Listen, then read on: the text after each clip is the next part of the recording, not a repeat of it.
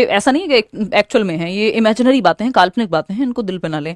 ठीक, तो ग्रॉस मतलब बड़ी मांसपेशियों की बात हो रही है, एक बड़े अमाउंट की बात हो रही है जिसमें 4 छोटी छोटी चीजें हैं। तो बिग मसल्स क्या है? आपकी आर्म्स की मसल्स हैं, यानी आपकी बाहों की मसल्स हैं और मांसपेशियां हैं, और आपकी टांगों की मांसपेशियां हैं। तो आपकी आर्म्स और लेग्स की जो मसल्स हैं उनको हम बड़ी मांसपेशियां या ग्रॉस मोटर स्किल्स में वो आती हैं जब इनका कोऑर्डिनेशन, समन्वयन, बैलेंस आप यूज कर रहे हैं। कि आप साइकिल चला रहे हैं तो आपकी टांगे और आपके आर्म्स यूज हो रहे हैं मेजरली, मुख्य रूप से। जब आप स्विमिंग कर रहे हैं तो बड़ी मांसपेशियां ज्यादा प्रयोग में आ रही हैं, जैसे आपकी टांगे और आपकी बाहें, या आर्म्स और आपकी लेग्स। ठीक, तो जब आप दौड़ रहे हैं, भाग रहे हैं, उछल रहे हैं, कूद रहे हैं, तब ग्रॉस मोटर स्किल्स। तो जब आप भाला फेंक रहे हैं, नीरज चोपड़ा जी जब भाला फेंक रहे हैं, तो क्या है? आपकी बाहों का प्रयोग हो रहा है, आर्म्स का प्रयोग ज्यादा है इसमें। दौड़ के आ रहे हैं और फिर आर्म्स का प्रयोग कर रहे हैं, तो ये क्या है? इसमें ग्रॉस मोटर स्किल लगेगी। ठीक, वहीं जंप करने में भी क्या है? ग्रॉस मोटर स्किल लगेगी। लेकिन जब बच्चा लिखता है, या मैं जब पेन का इस्तेमाल करके लिख रही हूं, तो ये फाइन मोटर स्किल है। फाइन का मतलब है सूक्ष्म, है ना, सूक्ष्म गतिक कौशल, जिसमें आपकी उंगलियों की और आंखों की मसल का कोऑर्डिनेशन या बैलेंस लगता है, समन्वयन लगता है।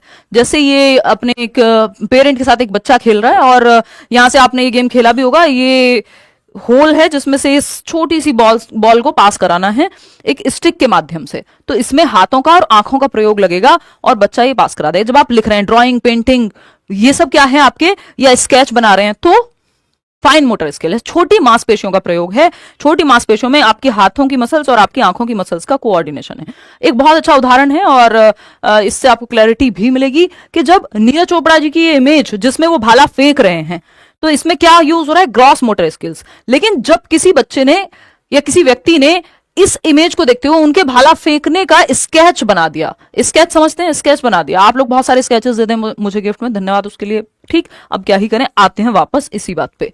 घूम फिर के इधर उधर मैं जाती रहूंगी बीच बीच में, घूम फिर के हमको इधर ही आ जाना है वापस। तो अगर हम बात कर रहे हैं जब नीरज चोपड़ा जी भाला फेंक रहे हैं, है ना, या विराट कोहली क्रिकेट खेल रहे हैं, तो ग्रॉस मोटर स्किल्स का इस्तेमाल है।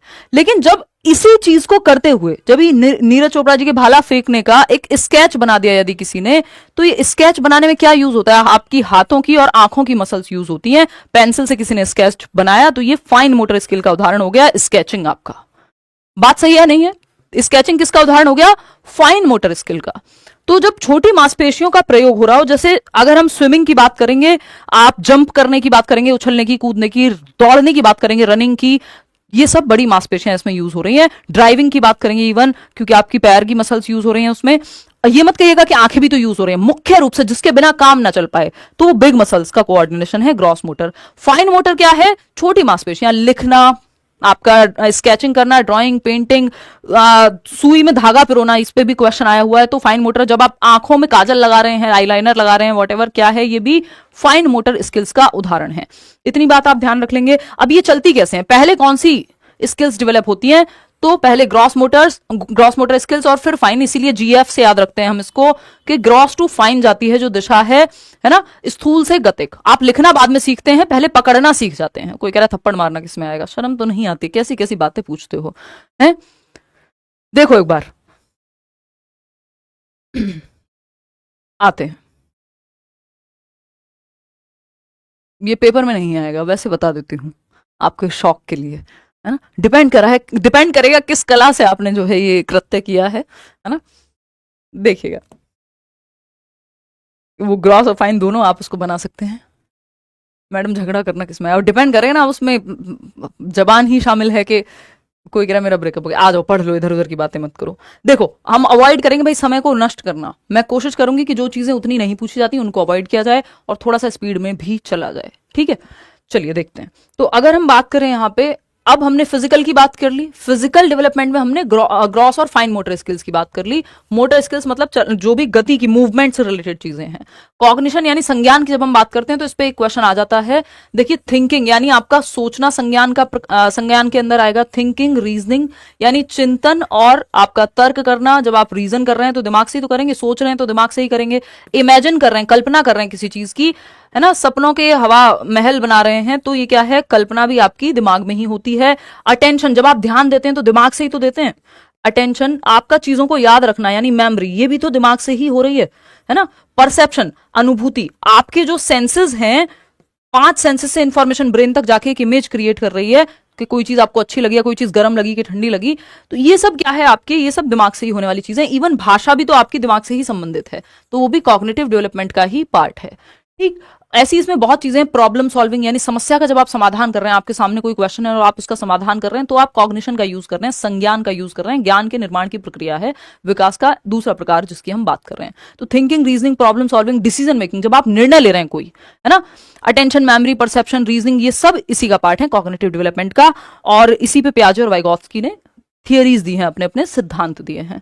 ठीक है बात। अब ये मेंटल डेवलपमेंट है या इंटेलेक्चुअल डेवलपमेंट, बौद्धिक विकास भी आप इसको कह सकते हो। इसको 2 भागों में बांटा जा सकता है। अगर आपके ब्रेन की बात करें हम, तो ब्रेन को 2 हेमिस्फेयर में, 2 गोलार्ध कह लीजिए में बांटा जा सकता है, लेफ्ट और राइट। राइट ब्रेन आप देख रहे हैं बहुत कलरफुल है, तो इसको क्रिएटिव ब्रेन कहा जाता है कि बहुत ही जितने भी क्रिएटिव काम है, रचनात्मक काम है, कुछ नया करने काम है, म्यूजिक, आपका पेंटिंग, जितने भी ड्राइंग, व्हाटएवर, जो भी काम क्रिएटिविटी को दर्शाते हैं वो सब राइट ब्रेन से होंगे। डांस, रंगोली बना रहे हैं। लेफ्ट ब्रेन लॉजिकल ब्रेन कहा जाता है, L for logic. Left brain को लॉजिकल ब्रेन कहते हैं। भाषा जो है आपकी अगर होती होगी तो लेफ्ट में ही पाई जाएगी, मतलब डायरेक्ट खोल के देखोगे तो नहीं मिलेगी ब्रेन में। ठीक, लॉजिक, मैथ्स, साइंस में जो लोग अच्छे हैं तो लेफ्ट ब्रेन का ज्यादा यूज हो रहा है। अगर बच्चा जो है राइट हैंड से लिखता है तो इसका मतलब लेफ्ट ब्रेन यूज हो रहा है, और लेफ्ट हैंड से लिखता है तो राइट ब्रेन यूज हो रहा है। दोनों ही हाथों से लिखे तो भी कोई दिक्कत नहीं है, ये अपने आप में कोई प्रॉब्लम वाली बात नहीं है। एक बार क्वेश्चन आया हुआ है तो कोई दिक्कत नहीं, वो उसकी पर्सनल प्रेफरेंस हो सकती है। आते हैं आगे, अब स्टेजेस ऑफ डेवलपमेंट पे आ जाते हैं। सोशलाइजेशन में हम पढ़ेंगे सोशल डेवलपमेंट को, और इमोशनल डेवलपमेंट आपका लास्ट में एक टॉपिक है, कॉग्निशन एंड इमोशन, वहां पे आ जाएगा। 2 प्रकार अभी हम समझ चुके हैं, फिजिकल और कॉग्निटिव को। जो जो जरूरी था उसमें वो हमने डिस्कस किया है। ठीक, स्टेजेस सिर्फ बैठ के खुद से नहीं देखना है, अपने दोस्तों को भी बताना है कि पढ़ ले भाई, रिवीजन हो जाएगा, तमीज से चीजें याद आएंगी पेपर में, सिर्फ क्वेश्चन करके बात नहीं बनने वाली है। ठीक, और इस टाइम पे जब आप क्वेश्चंस कर रहे हो तो प्लीज नंबर मत चेक करते रहिएगा, क्योंकि पेपर में ज्यादा दिन है नहीं। अब नंबर ना सोच के कॉन्सेप्ट को मजबूत करने का समय है। ठीक, स्टेजेस ऑफ डेवलपमेंट यानी विकास के चरण, विकास की अवस्थाएं। एक क्वेश्चन यहां से भी जरूर आता है, मिनिमम है, 4 से 5 नंबर का टॉपिक है ये डेवलपमेंट ही आपका, इसलिए समय इसमें ज्यादा लगता है, इसके बाद चीजें आसान हो जाती हैं। इन्फेंसी पहली स्टेज है, शैशवावस्था, जन्म से 2 वर्ष। अब यूपी टेट में पूछ लेता है कई बार, तो वहां 5 वर्ष भी सही माना जाता है, तो वो डिपेंड करेगा। लेकिन आपको सामान्य तौर पे, हम अभी सीटेट की बात कर रहे हैं या बाकी एग्जाम्स की बात कर रहे हैं, एक आध कोई एग्जाम है जो, क्योंकि विकास की स्टेजेस भी बहुत सारे लोग हैं, हर लॉक ने अलग दी हैं, दूसरे व्यक्ति होंगे वो अलग देंगे, कई सारे राइटर्स हैं जिनके हिसाब से अलग अलग स्टेज हैं, 8-8, 10-10, 12-12 स्टेजेस भी लोगों ने दी हुई हैं। मैं ये पेडागोजी स्पेशल बैच में पढ़ाती हूँ, लेकिन सीटेट में आपको सबकी आवश्यकता नहीं है, तो अलग अलग लोगों के हिसाब से एज भी वेरी करती है। बट एक आध सारी इधर इधर आप इसको नॉर्मल केस में, जनरल सेंस में समझेंगे, जो मुख्य हैं आपकी। तो जन्म से 2 वर्ष इन्फेंसी है, शैशवावस्था कहते हैं जिसको हम। अर्ली चाइल्डहुड, चाइल्डहुड को बांट देते हैं 2 भागों में, अर्ली और लेटर चाइल्डहुड। अर्ली चाइल्डहुड का मतलब है पूर्व बाल्यावस्था, 2 से 6 वर्ष या 3 से 6 वर्ष, इसी को टॉय एज भी कह देते हैं, खिलौना अवस्था जिसको हम कहते हैं। अर्ली चाइल्डहुड 1 नंबर चाहिए तो यही, नहीं तो इन्फेंसी को भी कई जगह पे टॉय एज मान लिया जाता है, बट वो नॉर्मल केस नहीं है, वो एक्सेप्शन हो गया। ठीक, उसमें फिर अगर आपने 5 वर्ष तक इन्फेंसी को काउंट कर लिया तब वो बात सही हो सकती है, अदरवाइज 3 से 6 यानी अर्ली चाइल्डहुड। नॉर्मल केस में आपको 1 नंबर के लिए यही करना है कि टॉय एज जो है आपकी अर्ली चाइल्डहुड है। लेटर चाइल्डहुड है स्कूल एज, 6 से 12 वर्ष। अगर आप पहली क्लास में जाएंगे तो ये तो प्ले एज हो गया, प्ले वे में जाता है बच्चा, एरिक एरिक्सन की माने तो ये प्ले एज है ना। तो अर्ली चाइल्डहुड 2 से 6 वर्ष का बच्चा कहां जाएगा, आप प्ले स्कूल में एडमिशन कराते हैं।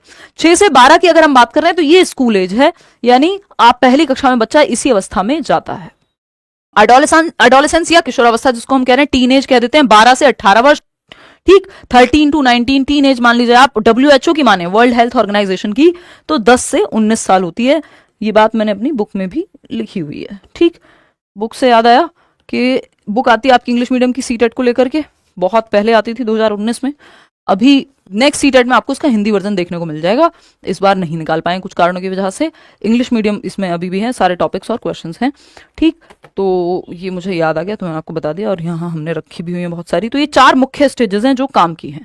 ठीक, इन्फेंसी IELA से भी आप याद रख सकते हैं। इन्फेंसी जन्म से 2, अर्ली चाइल्डहुड 2 से 6, लेटर चाइल्डहुड 6 से 12, और एडोलेसेंस 12 से 18। ठीक, ये चाइल्ड डेवलपमेंट की स्टेजेस हैं, बाल विकास जिसको हम कहते हैं। बाल विकास, अगर हम बर्ग की माने, एक राइटर हैं लिंडा बर्ग, उनकी माने तो वो क्या है, कॉन्सेप्शन से लेके और आप अडोलेसेंस तक देखते हैं, यानी जब तक बच्चा 18 साल के बाद तो कोई बच्चा स्कूल में नहीं होता, तो यहीं तक आपके काम का है, कोई भी पेपर हो उसमें इससे ऊपर नहीं पूछा जाता। इसके बाद तो अडल्ट एज शुरू हो गई, वयस्क का अवस्था। अब 18 साल के बाद आपको तो स्कूल का टीचर बनना है, तो वो आपके काम का होता नहीं है।